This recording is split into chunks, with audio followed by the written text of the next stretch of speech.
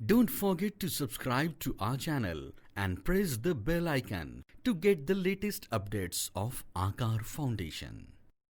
Aakar Foundation. Himalaya Devkate sir, IRS assistant commissioner income tax यांना विनंती करेल की त्यांनी पुढचं मार्गदर्शन आणि संबोधन करावं. हिमालय देवकाते सर. पीठावरती विराजमान माझे सर्व IRS मित्रगण आणि या कार्यक्रमासाठी आतुरतेने वाट पाहत असणारे व सकाळपासून फार कष्टाने जमलेले मोठ्या संख्येने माझे सर्व मित्रांनो,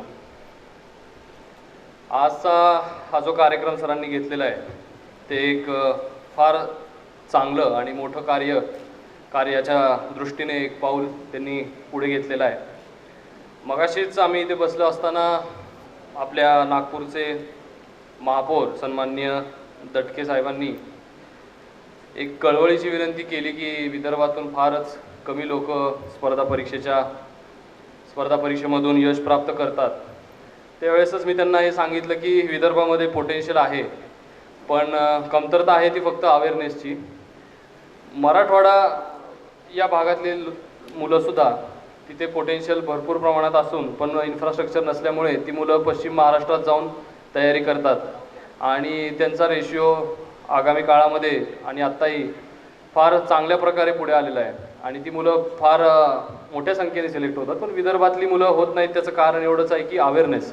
आणि आजचं जे सत्र हे सुरुवात करतोय आपण आणि आकर फाउंडेशनचं जे कार्य हाती घेतलेलं आहे वाघ सरांनी, तर त्या निमित्ताने फारच मोठा हातभार या गोष्टीसाठी लागेल. मला माझा अनुभव कथन करण्यासाठी इथे निमंत्रित केलेलं होतं. तसं सांगायचं झालं तर UPSCच्या आणि स्पर्धा परीक्षेच्या या तयारीमध्ये लोकांना बरंच धडपड करावी लागते. खूप वर्ष त्याच्यामध्ये निघून जातात, प्रयत्न मोठा करावा लागतो, संघर्ष मोठा असतो.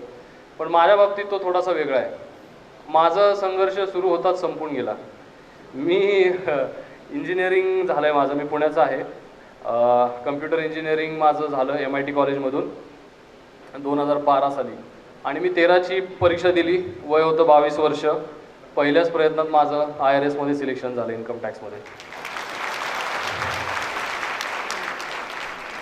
याची काही कारणे आहेत. मी तुमच्यासारखाच स्टेजच्या पलीकडे त्या बाजूला बसायचो काही वर्षांपूर्वी आणि फार अपेक्षा आणि डोळ्यामध्ये फार मोठं यश संपादन करण्याची जिद्द बाळगून मी ऐकायचो की कधी मला स्टेजच्या या साईडला येण्याची संधी मिळते आणि वाटायचं की काय करू आणि काय नाही की ज्याने हे यश मिळेल. कारण स्पर्धा मोठी आहे आणि त्याची माहिती काहीच मिळत नाही.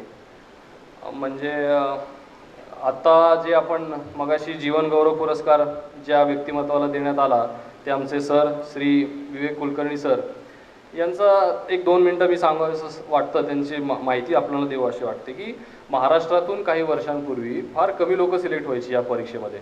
त्याची कारणं अशी होती की आपल्याला याचा अभ्यासक्रम आणि त्याच्या परीक्षेसाठी जे काही परीक्षण लागतं आहे त्याची आपल्याकडे कमतरता होती आणि नॉर्थ साईडची मुलंच या UPSCच्या परीक्षेमध्ये यशस्वी व्हायचे.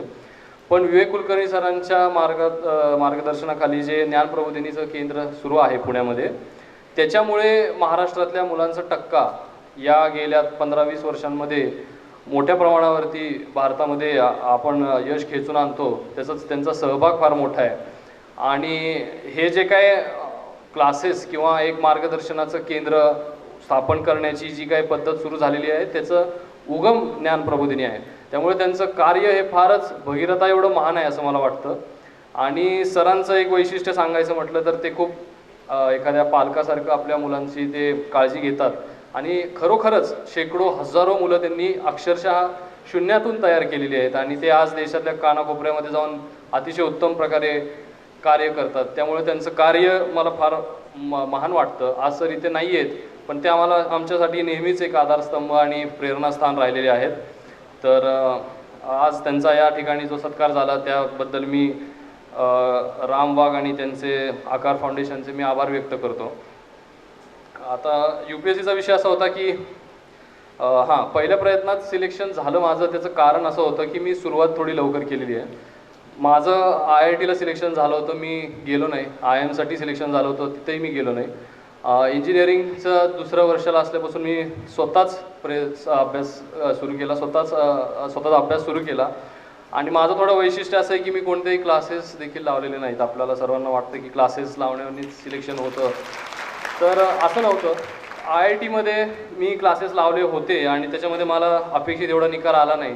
तर त्याचं कारण मी परत पडताळून पाहिल्यानंतर असं वाटलं की मी क्लासेसवरती खूप डिपेंड राहिलो आणि म्हणून मग मी UPSCसाठी स्वतःच मार्ग शोधण्याचा संकल्प हाती घेतला आणि मी घरी बसूनच अभ्यास करायचो. इथे माझे बरेचसे मित्र आहेत, त्यांनाही माहिती आहे. तर आणि वाचनालयाचाही उपयोग मी तिथे केला, पण क्लासेस ॲज सच असं मी काही लावले नव्हते. तर सेकंड इयरला असल्यापासून अभ्यास सुरू केला लवकर, त्यामुळे 3 वर्षाचा पिरियड तसा मला अभ्यासाला मिळाला आणि मग ग्रॅज्युएशन नंतर लगेचच सिलेक्शन झालं. मला या परीक्षाकडे वळण्यासाठी माझ्या मोठ्या भावाने फार म्हणजे माझं प्रेरणास्थान माझा मोठा भाऊ आहे. त्यांनी याच्यासाठी प्रयत्न केले आणि त्याच्या आयुष्यातली काही महत्त्वाची वर्ष याच्यामध्ये दिली, पण काही कारणास्तव यश मिळालं नाही. कारण जसं मी सांगितलं की या परीक्षेमध्ये काय करावं हेच नेमकी कळत नाही. पोटेन्शियल असणाऱ्या व्यक्तींना जर मार्ग सापडला तर त्यांच्यासाठी ते यश खूप सोपं होऊन जातं, पण काय करायचं हे समजलंच नाही तर मग किती जरी शक्तिशाली व्यक्ती असेल, किती हुशार असेल, तरी त्याचा उपयोग होणार नाही. त्यामुळे नॉलेज इज पॉवर जसं आपण म्हणतो, तसंच या परीक्षेमध्ये काय करायचं हे कळलं पाहिजे आणि सुरुवात थोडी लवकर केली तर त्याचा फायदा निश्चितच आपल्याला सर्वांना मिळू शकतो. UPSCच्या बाबतीत सांगायचं झालं तर MPSC आणि UPSC या 2 परीक्षाची तयारी करणाऱ्या लोकांसाठी मला असं सांगावंसं वाटतं की एक कुठली तरी परीक्षा निवडा. दोघांचे सिलेबस आणि परीक्षा पद्धती वेगवेगळ्या असल्या कारणाने तुम्हाला तुमच्या जी काही लिमिटेड एनर्जी आहे त्याचं डायव्हर्जन होऊ नये आणि एका फोकस्ड गोष्टीवरती तुमचं लक्ष राहावं, यासाठी कुठल्या तरी एका परीक्षेचा तुम्ही सिलेक्शन करा आणि त्याच्यासाठी प्रयत्न करा, तर म्हणजे ते फायदेशीर ठरेल. दुसरं माझा ऑप्शनल सोशलॉजी होता. सोशलॉजीचं माझं काही बॅकग्राऊंड नव्हतं, पण त्याच्यासाठी मी काही दिल्लीतल्या क्लासेसचं मार्गदर्शन आणि त्यांचे नोट्स वगैरे मी रेफर केल्या होत्या. आता यात पण असं आहे की लोकांना वाटतं की दिल्लीमध्ये काहीतरी जादू आहे, दिल्लीतल्या पाण्यामध्ये, की तिथे लोक जातात आणि मग सिलेक्शन रेशो आहे. तर मी तिथे जाऊन पाहिलं एवढ्याच कुतूहलाने की का सगळेजण म्हणतात की दिल्लीतली मुलं सिलेक्ट होतात वगैरे. तर मला असं वाटतं की दिल्लीमध्ये जे गायडन्स आहे ते एकदम प्रोफेशनल आणि प्रॉपर पद्धतीचं आहे, जे की अजूनही आपल्याकडे त्या गोष्टीची कमतरता आहे, इवन पुणेसारख्या ठिकाणी सुद्धा. तर त्याचे जे नोट्स वगैरे आहेत ते जर तुम्हाला अवेलेबल करून घेता आल्या, म्हणजे सरांच्या मार्गदर्शनाखाली, आता ते सुद्धा मी प्रयत्न करीन, पण ते जर करता आलं तर ते तुम्हाला तुमचं जे दिल्लीची ट्रिप आहे ती वाचू शकते. दुसरे आता किस्से अनुभव माझा सांगायचा म्हटलं तर फार मजेशीर होताच आणि खूप शॉर्ट होता तो ठीक आहे, पण मी खूपच एन्जॉय केलं. कधीच अभ्यास असा करायचा म्हणून कधीच अभ्यास केलेला नाही मी आजपर्यंत, कधीच केलेला नाही. आणि जनरली लोक विचारतात की किती तास अभ्यास वगैरे करायचा. मी कधीच 6 तासाच्या वरती अभ्यास करू शकतही नाही आणि केलाही नाही. म्हणजे इतकं तुम्हाला सिम्पल वाटेल. आणि माझा पहिला दिवस जो होता त्यावेळेस मी आप्पा वळवण चौकामध्ये पुण्याच्या पुस्तक आणायला गेलो होतो UPSCच्या संदर्भात. म्हणजे काहीच माहिती नाही परीक्षेची, तुम्हाला जेवढी माहिती आहे तेवढी देखील माहिती नव्हती मला. आणि मग पुस्तकाच्या दुकानात गेल्यानंतर त्याला विचारलं की UPSCसाठीची काय किती पुस्तकं आहेत, कुठे आहेत, काय. तर तो म्हणाला हे सगळं दुकानच UPSCच्या पुस्तकांचं आहे.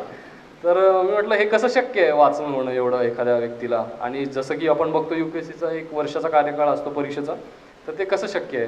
तर तो म्हणाला म्हणूनच तर सगळे होत नाहीत ना. मी म्हटलं ते बरोबर आहे, पण त्याच्यातून मला एक गोष्ट शिकायला मिळाली की सगळं वाचायचं नाही आहे.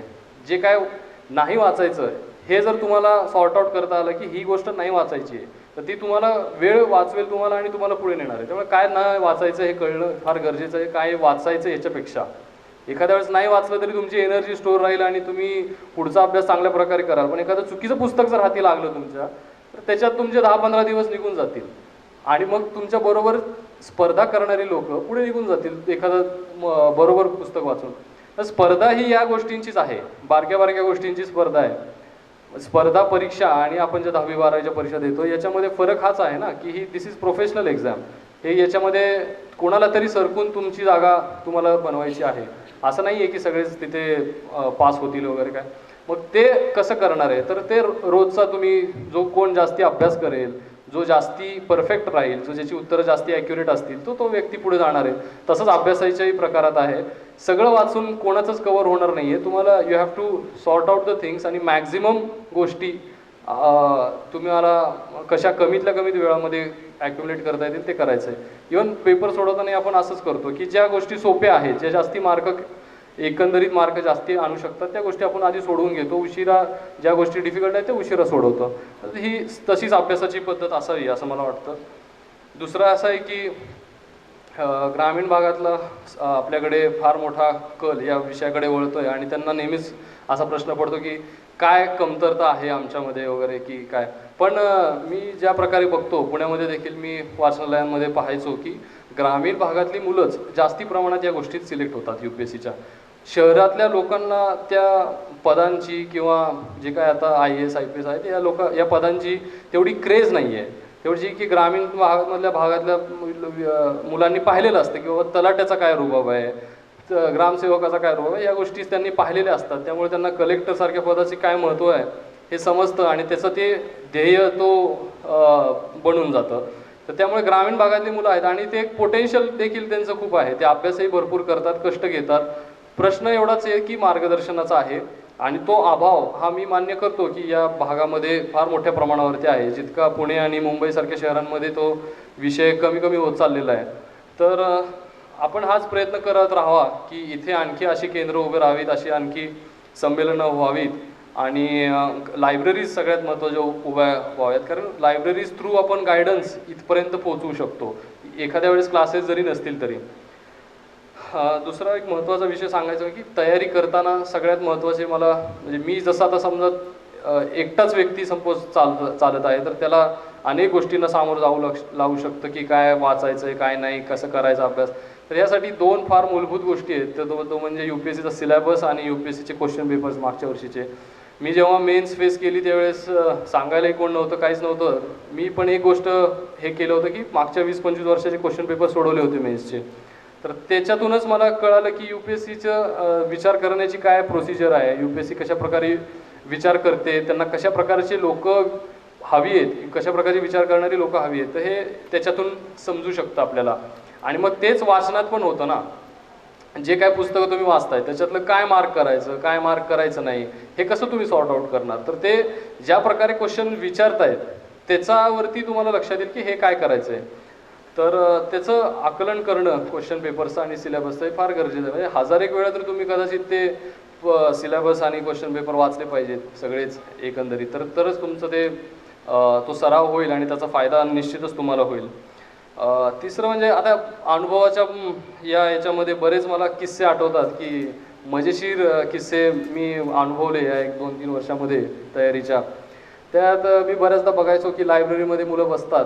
त्या एकदा असंच पाहताना की काय वाचतोय बाबा शेजारचा, एकदा तो सांगत नाही काय वाचतोय, शेवटपर्यंत कळून देत नाही. तर दुसरा एक विषय जरी कळालं, समजा चुकून तुम्ही पाहिलं मी एखाद्याची बुक पाहिली तर त्याच्यात तो सगळंच मार्क करत होता. म्हणजे पुस्तकातलं जवळजवळ सगळं 80-90% पुस्तकच त्यांनी मार्क केलं होतं. तर तसं काय करण्याच्या भानगडीत पडू नका, कारण ते रिवाईजही करता आलं पाहिजे. एखादी गोष्ट वाचली तर ती वाचून फक्त स्वतःपुरती ठेवायची नाही, आपल्याला ती परीक्षेत पण मांडता आली पाहिजे. त्यामुळे रिव्हिजन एखाद्या गोष्टीचं होणं आणि ती गोष्ट दुसऱ्याला कितपत आपल्या लक्षात राहते सोपं करून, ह्या गोष्टी फार महत्त्वाच्या आहे. नुसतं वाचून पुस्तकं ठेवणं त्यांनी काही फायदा होणार नाही. तर अशा थोडा प्रोफेशनल प्रकारे तुम्ही विचार करा याच्यामध्ये. आणि बदलत्या क्रमाप्रमाणे टेक्नॉलॉजीचाही सहभाग फार मोठा आहे. ज्याप्रमाणे पॅटर्न चेंज होतो आहे, ज्याप्रमाणे प्रश्न विचारण्याची पद्धत बदलती आहे, तर त्याप्रमाणे तुम्हाला करंट ओरिएंटेड सिलेबस म्हणजे सिलेबसमधले जे पॉईंट्स आहेत त्याचा आत्ताच्या चालू घडामोडींमध्ये काय महत्त्व आहे किंवा कसं लिंक करता येते तुम्हाला, या गोष्टी जास्ती महत्त्वाच्या आहेत. आणि दुसरं म्हणजे टेक्नॉलॉजीचं मी का म्हणतोय, कारण इंटरनेटवरून तुम्हाला या गोष्टींची जी काही सायंटिफिक टर्म्स असतील किंवा अनेक इव्हन हिस्ट्री वगैरे जॉग्राफीसाठी ज्या काही नवीन गोष्टी चालू आहेत जॉग्राफीमधल्या आणि हिस्ट्रीच्या ज्या काही तुम्हाला जुने विषय संदर्भाची ॲक्युरेट माहिती वगैरे पाहिजे आहे तर ते तुम्हाला सहज अवेलेबल होऊ शकते. त्यामुळे या गोष्टींचाही तुम्ही उपयोग निश्चितपणे करावा आणि तेच तुमचं एकंदरीत प्रिपरेशन स्पीडअप करायला मदत करेल असं मला वाटतं. दुसरं एक आहे की आता मागच्या वेळेस मी एका अशा संमेलनाला गेलो होतो. त्या ठिकाणी माझं भाषण 2.25 तास झालं नकळत. तर तिथे एक मुलगा आला होता, त्याला काहीतरी चक्कर आली. चक्कर आल्यानंतर मग मला एक त्याच्यावरून गोष्ट आठवली की अशा गोष्टी जनरली तुम्हाला थिएटरमध्ये जाताना, पिक्चरला जाताना असं नाही होणार, पण परीक्षेच्या काळामध्ये असं होऊ शकतं. तर परीक्षेचा काळ खूप सेन्सिटिव्ह असतो, तर तुमचं हेल्थवरती तुम्ही थोडंसं कॉन्सन्ट्रेट करा. शारीरिक तुमचे जे फिटनेस आहे तो सुद्धा तेवढा चांगला असायला पाहिजे, कारण परीक्षाच्या काळामध्ये एक माइंड सेन्सिटिव्ह झालेलं असतं. मी अनेक उदाहरणे इथे आहेत की त्यांचे परीक्षेच्या काळामध्ये हेल्थ खराब झाल्याने त्यांच्या परीक्षेच्या पेपरवरती इफेक्ट झाला आणि त्याच्यामध्ये सिलेक्शन नाही होऊ शकलं त्या वर्षी त्यांचं. तर याची काळजी तुम्ही घ्या. माझं थोडंसं वैयक्तिक सांगायचं झालं तर सगळे किस्से असे वेगवेगळेच म्हणजे वियर्ड आहेत. जसं की माझं स्पोर्ट म्हणून मी रेसलिंग दिलं होतं. घरामध्ये रेसलिंगची परंपरा असल्या कारणाने मी तो स्पोर्ट म्हणून माझा छंद म्हणून दिला होता आणि त्याच्यावरती अनेक प्रश्न त्यांनी त्यावेळेस विचारले. आणखी हॉबीजमध्ये मी ॲस्ट्रॉलॉजी वगैरे दिलं होतं, म्हणजे भविष्य पाहणे असं काहीतरी छंद मी दिले होते. म्हणजे खूपच वेगळं वेगळं वाटत होतं, असं काही लिंक वाटत नव्हती. Computer science background, optional sociology, परत छंद असे काहीतरी म्हणजे. पण मला असं याच्यासाठी सांगायचं आहे की असं काही डिफायनाईट पाथ नाही आहे UPSCसाठी की असं केलं कीच असं होईल. इथे जेवढे माझे सगळे मित्र जमलेले आहेत त्यांचं प्रत्येकाचा पाथ हा युनिक आहे. कोणी असं नाही आहे की बाबा हां यांनी याचं असं केलं आहे मी तसं करतो मग मी होईल, असं काय नाही. तुमच्या कमतरता काय आहे, तुमचे प्रॉब्लेम्स काय आहेत, तुम्ही कशात कमी पडताय, तुमचे स्ट्रॉंग पॉईंट्स काय हे तुम्हाला शोधायचे आहेत आणि ते मग फोकस करायचे. आमचं सगळ्यांचं ऐकायचं याच्यासाठी आहे की जर एखादी गोष्ट जी तुम्हाला प्रॉब्लेम फेस होतोय तो आम्हालाही झाला तर ती आम्ही कशी सोडवली, हे गोष्ट जर तुम्हाला कळालं तर ते ठीक आहे. नाही तर असं काही रिपिटेशन किंवा हे होणार नाही. आणि जे काही गोष्टी असतात मार्गदर्शनाच्या की आम्ही ज्या चुका केल्या त्या तुम्ही करू नये याच्यासाठी आम्ही त्या गोष्टी सांगतो. जसं की UPSC MPSCचं सांगितलं. एक किस्सा असं सांगा वाटतो की MPSCची मी 2nd-3rd इयरला असताना MPSCचा फॉर्म भरला होता. मला माहिती आहे MPSCला एज लिमिट असते आणि त्याच्यात काही अटेम्प्टची लिमिट नसते. तर एक प्रिपरेशन करत होतो UPSCची म्हणून मी जनरली एक सराव म्हणून MPSCचं पण प्रिलिमला बसलो होतो. मी पहिल्या प्रिलिमला गेल्यानंतर म्हणजे कॉम्पिटिशनचा अंदाज किती आहे बघा, कॉम्पिटिशन किती मोठी आहे. पहिल्या प्रिलिमला गेल्यानंतर माझ्या सेंटरवरती 2000 मुलं होती आणि माझं 19-20 वय होतं. मी ते बघून घाबरलो. म्हणजे लोक मुलांना वगैरे घेऊन आली होती, जसं पार्क बायका मुलांना घेऊन परीक्षा द्यायला आलेले. 2,000 मुलं बघितल्यानंतर मी म्हटलं पोस्ट 200-300 निघालेले आहेत, त्याच्यात एका सेंटरवरती 2000 मुलं बसतात महाराष्ट्रातून 3 लाख, तर आपली काय शक्यता आहे. आणि ते सुद्धा म्हणजे अशा प्रकारची की इतकी एक्सपिरियन्स एजेड लोक. तर पण ते नंतर मला कळालं की याच्यामध्ये जो होणार आहे तो म्हणजे जितकी शक्ती आहे जो होणार आहे तो होईलच आणि सिरियसली अभ्यास करणारी लोक फार कमी आहेत. त्यामुळे कॉम्पिटिशनचा कधी स्वतःवरती विपरीत किंवा चुकीचा इम्पॅक्ट करून घेऊ नका. कॉम्पिटिशनला एक हेल्दी कॉम्पिटिशन फार कमी असते कॉम्पिटिशनमध्ये, ही एक समजूत घ्या. नाही तर बऱ्याचदा माणूस घाबरून जातो की एवढी लोकं आहेत आणि मग त्याच्यातून कसं होणार वगैरे. म्हणजे मी आणि ती प्रिलिम्स पण क्लिअर झाल्यानंतर मी मेन्स दिली होती MPSCची मला आठवतं. त्यावेळेस पहिल्या मेन्सला म्हणजे मी 2nd-3rd इयरला असताना इंजिनिअरिंगच्या पहिल्या मेन्सला माझ्या शेजारी एक व्यक्ती बसला होता. तर सुपरविजनला ते सब्जेक्ट कोड टाकायचं सुपरवायझरला माहिती नव्हतं. एक जण विचारत होता की हे सब्जेक्ट कोड काय टाकायचे, मग ते सुपरवायझरला माहिती नव्हतं. तर तो माझ्या शेजारच्याने सांगितलं की हे असं असं टाकायचं आहे. मग पेपर झाल्यानंतर मी त्याला विचारलं की बाबा तुझं काय कसं बॅकग्राऊंड काय. तर त्यांनी सांगितलं की ही माझी 10वी मेन्स आहे. मी थोडा विचारात पडलो की माझी पहिली याची 10वीमध्ये आणखी 10 वर्षे बहुतेक इथेच काढावी लागतील. पण सुदैवाने तसं काही नाही आहे. म्हणजे असं आहे की तुम्ही जर थोडंसं फोकस्ड असाल आणि परीक्षेकडे बघण्याचा दृष्टिकोन जर तुमचा थोडा प्रोफेशनल असेल तर लवकर यश मिळू शकतं. म्हणजे त्याची किस्सा तसा आहे त्याच्यामुळे तसं आहे असं काही नाही आहे. तर दुसरं एक म्हणजे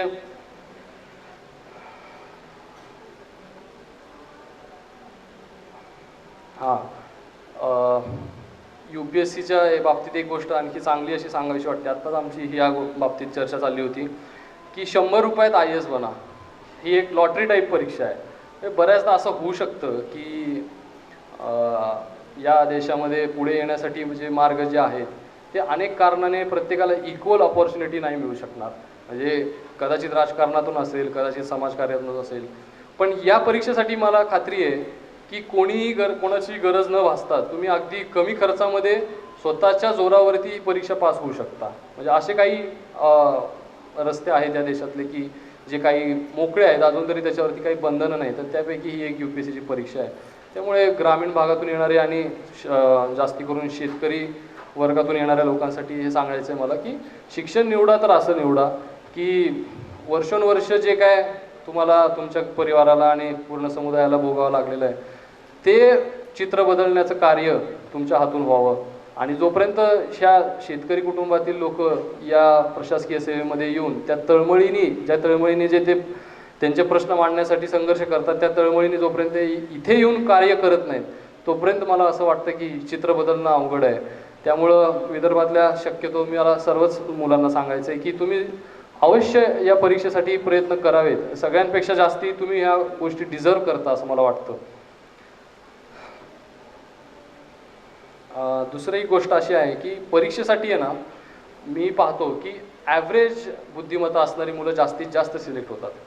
जास्ती हुशार की नको आहे, जास्ती हुशार असणारी मुलं सिलेक्ट नाही होणार आहे. एकदम कॉमन सेन्स जास्त असणारी पण ॲव्हरेज मार्क्स म्हणजे मार्क्स जनरली अशा लोकांना कमी असतात, तर त्यांचं आकलन शक्ती जास्ती असते, ऑब्झर्वेशन जास्ती असतं, त्याच्यावरती त्यांची मतं मांडण्याची जी कॅपॅसिटी आहे ती जास्त असते. अशी मुलं जास्ती करून सिलेक्ट होतात. म्हणजे हा नेहमीचाच ट्रेंड आहे UPSCचा. कधीच असं नाही आहे की 95% मार्क्स असणारी मुलं सिलेक्ट झालेली आहे त्या परीक्षेमध्ये. हे फार कमी रेअरली पाहायला मिळतं आपल्याला. जनरल बॅकग्राऊंडची जनरल कॉमन सेन्स असणारी लोकं जास्ती प्रमाणात सिलेक्ट होतात.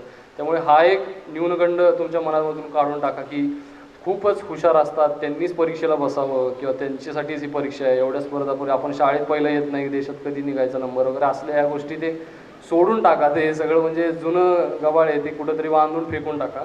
तसं काही नाही आहे, प्रत्येकाला संधी आहे, फक्त जिद्द फार पाहिजे.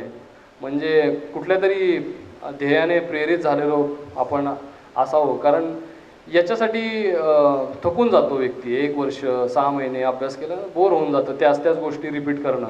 त्यामुळं नेहमी स्वतःला चार्ज ठेवणं त्या गोष्टीसाठी की मला व्हायचं आहे, हे फार अवघड आहे. तुम्ही 1 वर्ष 1.5 वर्ष यश नाही मिळालं की माणसं खचून जातात. तर किती लांब तुम्ही खेचू शकता, कोण किती खेचू शकतं. म्हणजे बऱ्याचदा आपण पाहतो सिलेक्शन रेशो जर तुम्ही पाहिला UPSCचा, तर हा आता IASचं जर स्पेसिफिकली बघितलं तर हे एज लिमिट त्यांचं म्हणजे ॲव्हरेज एज सिलेक्शनचं 28 ते 30 आहे. म्हणजे 3-4 अटेम्प्ट तर मिनिमम ही लोकं देऊन झालेली असतात. मग ही परीक्षा तुमचं सहनशक्तीच खरंच तपासते. म्हणजे किती तुम्ही टॉलरेट करू शकता ती या गोष्टी तपासल्या जातात. त्यामुळे हार्डवर्क तर पाहिजेच. हार्डवर्कपेक्षा आता स्मार्ट वर्क गरजेचं आहे. काय निग्लेक्ट करायचं आहे, काय सोडायचं हे कळलं पाहिजे, काय पकडायचं हे कळलं पाहिजे. आणि त्याच्या पलीकडे तुम्ही हे किती काळ धरून ठेवू शकता, किती काळ स्ट्रेस तुम्ही हँडल करू शकता, ही परीक्षा या गोष्टी तपासते. तर मला असं सांगायचं की तुम्ही थकू नका, दमू नका, प्रयत्न करत राहा, यश मिळतं. कारण तुमच्यापैकीच आम्ही एक होतो, आम्हालाही असंच वाटत होतं की कसं होणार, काय होणार. पण शेवटी तुमच्यापैकी इथे बसल्यांपैकीच काही लोक सिलेक्ट होणार आहेत ना. कोणतरी सिलेक्ट होणार म्हणजे आपल्याला एक जागा त्यातली पाहिजे आपल्याला हजारांपैकी. तर ती गोष्ट अशी तुम्ही पॉझिटिव्हली घ्या. असं नका समजू की 4 लाखातले 1000 होणार आहेत. असं समजा ना की 1000तली मला एकच जागा पाहिजे. तर त्या पॉझिटिव्हनेसने तुम्ही गेला तर यश प्राप्त होईल.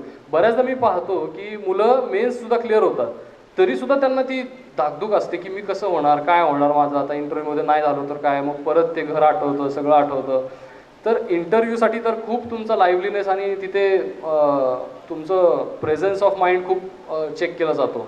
आणि तशा स्थितीमध्ये जर तुम्ही गोंधळून गेला, कुठलीही असेल, राज्यसेवेची असेल, UPSCची असेल, आणि तो जर स्ट्रेस तुमच्या चेहऱ्यावरती दिसला, तुमच्या माइंडवरती दिसला, तर तुमचं त्याच्यानेच मार्क कमी होतात आणि सिलेक्शन होत नाही. तर असंही मी पाहिलेलं आहे. तर त्यामुळे स्ट्रेस हँडलिंग हे खूप महत्त्वाचं आहे. मला गाणी ऐकण्याची सवय होती, कोणाला कशाची आवड असेल तर त्यांनी ते जोपासाव्यात त्या गोष्टी. खेळ एखादा खेळावा, पण स्ट्रेस हँडल करणं गरजेचं आहे आणि चालू ठेवणं, सततचे प्रयत्न चालू ठेवणं गरजेचं आहे.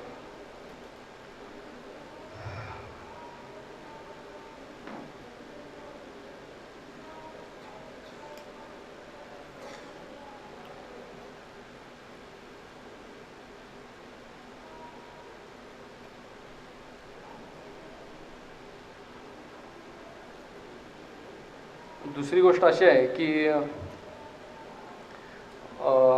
पुण्यामधून जे लोक तयारी करतात, तर पुण्यामध्ये मी पाहिलेलं आहे की बऱ्यापैकी या गोष्टी डेव्हलप होत आहेत. तर आणि या भागामध्ये या गोष्टी नाही आहेत. तर आम्ही असं ठरवलं आहे की आमच्यापैकी काही लोक येऊन इथे गायडन्स करतील मुलांना, जेवढं शक्य होईल तेवढं लेक्चर्सच प्रॉपरली घेतील. म्हणजे जे काही विषय असतील, हिस्ट्री असेल, जॉग्राफी असेल, पब्लिक ॲडमिनिस्ट्रेशन असेल, मग त्याचा जास्ती फायदा तुम्हाला होईल. कारण असं येऊन एक जनरल आमचं यश प्रदर्शन करणं किंवा त्याचं माहिती सांगणं ही एक प्रेरणास्थायी गोष्ट असू शकते. पण मी जेव्हा तुमच्या ठिकाणी बसून स्वतःला म्हणजे या गोष्टी सगळ्या पाहतो त्यावेळेस मला असं वाटायचं की कोणीतरी विषयात डायरेक्ट हात घालावा, म्हणजे काहीतरी फायदा मला होईल माझ्या लढाईमध्ये, तर त्याच्या जास्ती गोष्टी सांगाव्यात. आणि तर त्या गोष्टी माझ्यामध्ये जर डायरेक्ट GSचे किंवा काही कशाचे क्लासेस घेतले, इथे येऊन सत्र जर घेतली, तर तुम्हाला एक तो दृष्टिकोन अभ्यास करण्याचा आणि कशा प्रकारे गोष्टी फेस करायचा आहे, तर त्या गोष्टी थोड्या आम्हाला शिकवता येतील असं मला वाटतं. तर त्या निमित्ताने देखील आम्ही सर्वजण या ठिकाणी सांगतो की प्रयत्नशील आहोत की पुढेही आम्ही येऊन हे सत्र वगैरे याच्यासाठी घेऊ.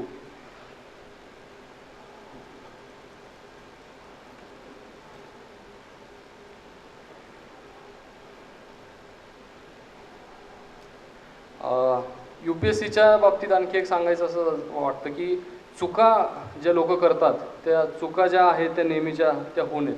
म्हणजे मी बघितलं की 3-3 वेळा प्रिलिम फेल होतात लोक आणि चौथ्यांदा फेल झाल्यावरती परत हेच सांगतात की सिली मिस्टेक्स झाल्या.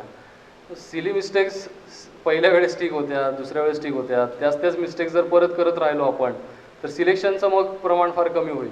तर त्यामुळे प्रॅक्टिस करणं पूर्वपरीक्षेसाठी फार गरजेचं आहे. आधीच्या काही क्लासेस आहेत, त्यांच्या टेस्ट सिरीज असतील किंवा इवन मेन्ससाठी प्रॅक्टिस करणं फार गरजेचं आहे आणि त्याच्यातून तुम्ही सुधारू शकता. वेळेचं मॅनेजमेंट गरजेचं आहे, रोजचा वेळ कुठे वाया जाऊ नये हे पाहणं गरजेचं आहे. तर ते एक जास्ती महत्त्वाची गोष्ट आहे की कमी वेळ आपल्याकडे फिक्स्ड आहे आणि त्याच्यामध्ये कुठली गोष्ट अभ्यास करायची आणि कुठली सोडायची हे कळलं पाहिजे. वेळेचं मॅनेजमेंट तुम्ही करा. या ठिकाणी वाघ सरांनी मला जे काय बोलवलं आहे, सन्मान जो केला आणि आपल्या सर्वांशी 2 शब्द बोलण्याची जी संधी मला प्राप्त करून दिली त्याबद्दल मी आभार व्यक्त करतो. आणि आपण सर्वांच्या समोर नेहमीच मी मार्गदर्शनासाठी परत अवेलेबल होईल. त्या विषयाचे लेक्चर्स देखील घेण्यासाठी मी पुढे येईन ही आपल्या सर्वांना ग्वाही देतो आणि माझे 2 शब्द थांबवतो. धन्यवाद.